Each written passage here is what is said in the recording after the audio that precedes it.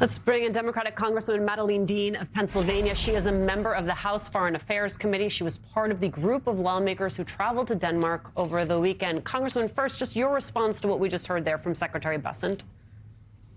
I'm disappointed. The Secretary knows better. The reason there is a national emergency is there may be a national emergency. That is not a legal predicate, and he knows it. And this idea of peace through strength, the president wants to blow up NATO, and that represents strength. The president has made a mistaken statement, which is that Denmark cannot protect Greenland in its strategic importance. He makes the mistake of forgetting Denmark is a part of NATO. It is NATO that will protect Greenland. We, as part of NATO, will protect Greenland. And we are here. I want you to know that we just came from Copenhagen, a delegation of 10 members from the Senate, from the House, Republicans and Democrats. It was a really robust group who wanted to be on this trip that you might have noticed was put together very quickly at the last minute to get into Copenhagen and to meet with the leaders there.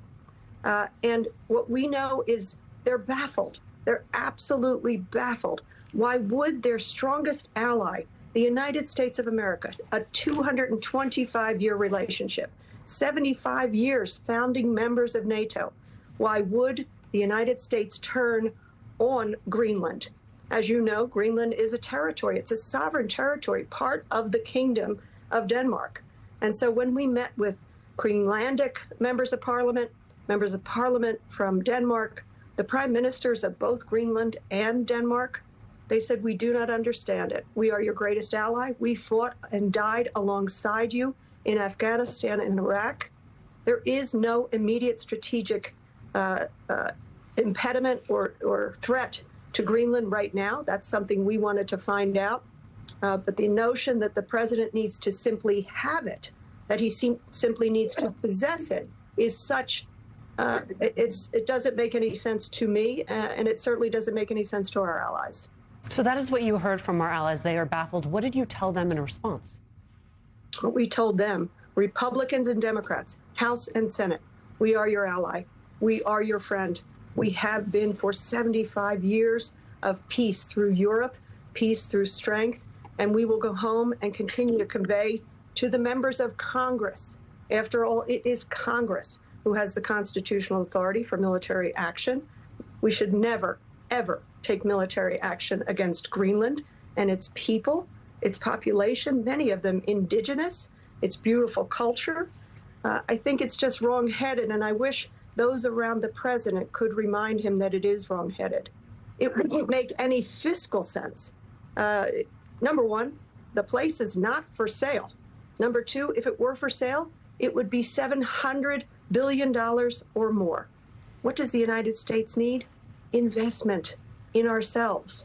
The other thing that we met with business leaders, we met with parliament leaders, we met with foreign ministers, and the business leaders said, you're our strongest trading partner. What is it that we have done? They literally said, Alicia, we have always considered you our big brother. We cannot understand how our big brother has turned on us.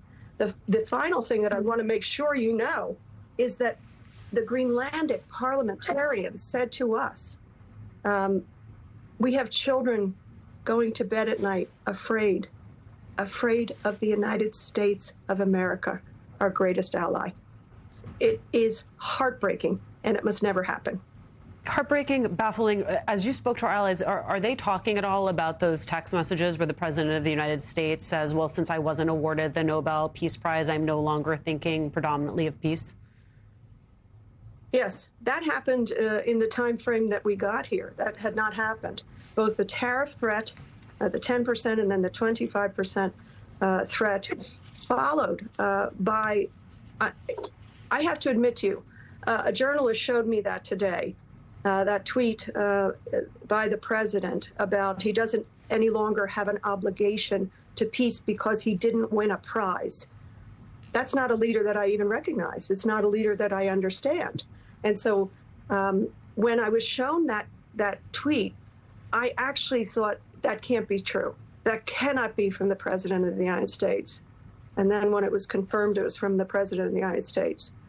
We met tonight with the President of the European Commission, and they are baffled also. But they're fortified. The one thing they said, and I hope the President hears this, is that the President criticized NATO, the EU, for not investing enough in security. And you know what they've done over the past 3 years? And largely because of Ukraine, their belief in Ukraine and making sure Ukraine is free from Russia and Russia's invasion and slaughter, frankly, and taking of children. They said, you know what, the President was right on that. We needed to invest more, and we have, and we will continue to do that. And so I hope that we have conveyed to the EU and to the NATO allies that we are your friend, we will remain your friend, and we will convey that as we go back to Congress, because we, Congress, must exercise our Article I authority as a member of Appropriations and of Foreign Affairs. That's the message we're going to take back. And I believe many Republican members, both House and Senate, will be on our side. Do you think it is possible that we are headed for a constitutional crisis here, Congresswoman? I think we're already in a set of constitutional dilemmas. I've had the privilege of serving in Congress for 7 years now. Sadly, coming in and serving through 2 impeachments, having one of the saddest, highest honors of my career, being an impeachment manager, impeachment 2. So our Constitution has been challenged. But you know what? I've seen the fabric of our Constitution hold firm, and I believe it will hold firm against these extraordinary challenges to the rule of law, to our Article I power, to what should be the judicial third branch of government and what they should be doing to uphold the rule of law. Remember that the President, the Article II power, he's supposed to make sure that the laws are faithfully executed. He's not supposed to take over the powers of the purse or the power to declare war. I believe, I hope that people will surround the President and say, Mr. President, this makes absolutely no sense for the United States of America to somehow possess an ally, a sovereign nation. It makes no fiscal sense. It makes no NATO sense. It makes no world peace or prosperity sense. I hope cooler heads will prevail as he comes to Switzerland this week. It is bullying masquerading as statecraft. Congresswoman Madeleine Dean, thank you so much for joining us today after the break. The Trump administration